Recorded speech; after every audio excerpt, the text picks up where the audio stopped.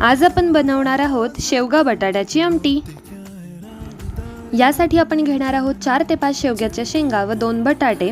शेवगांच्या शेंगाच्या शिरा काढून आपण 2 बटाट्यांच्या साली काढून फोडी करून घेऊयात व याच्या आपण 2 शिट्ट्या घेऊन वाफवून घेणार आहोत व यात किंचित मीठही घालणार आहोत। आता गॅसवर कढई ठेवून आपण भाजीचा मसाला तयार करून घेऊयात।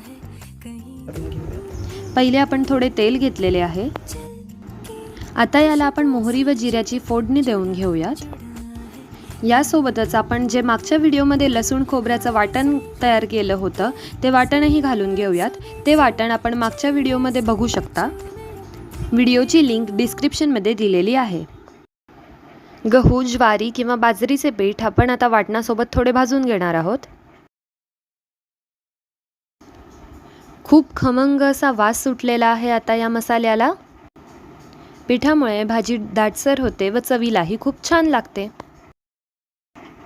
आता आपण यात थोडं हिंग, हळद, तिखट व गरम मसाला टाकून घेऊयात।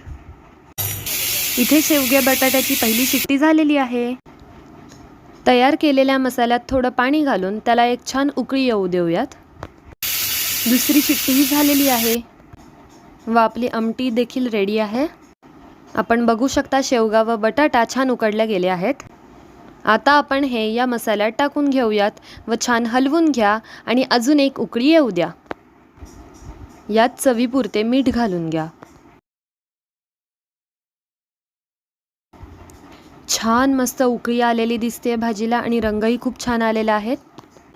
अशा प्रकारे आपली आमटी तयार आहे।